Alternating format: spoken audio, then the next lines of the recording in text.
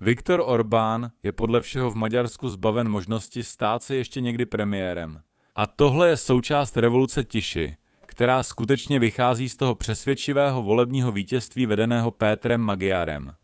Vidíte ho, jak zdůrazňuje nejnovější průzkumy.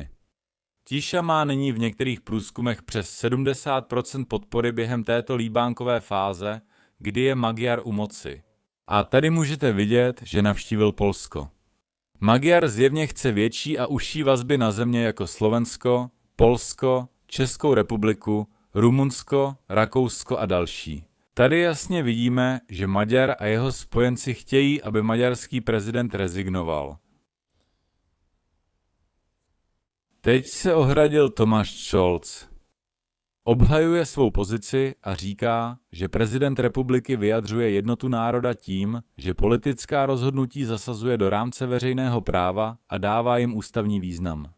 A že nové politické očekávání nemění můj právní status.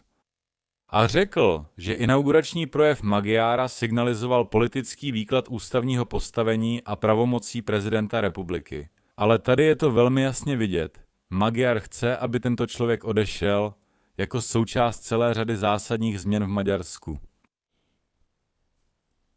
Ale další naprosto zásadní krok, který nyní Tiša zavedl po jejich volebním vítězství, je, že předložili novelu ústavy, který by umožnil, aby premiéři v Maďarsku mohli sloužit maximálně 8 let.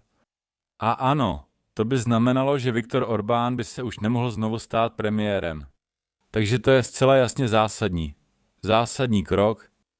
Tiša se snaží využít svou obrovskou většinu ke změně ústavy v Maďarsku. A v podstatě tam můžete vidět jejich návrh novely, která znamená, že nemůžete být zvolen premiérem, pokud jste tuto funkci vykonávali alespoň 8 let, což v podstatě v budoucnu znemožňuje zvolení Orbána. Je to velký krok tohoto nového maďarského vedení.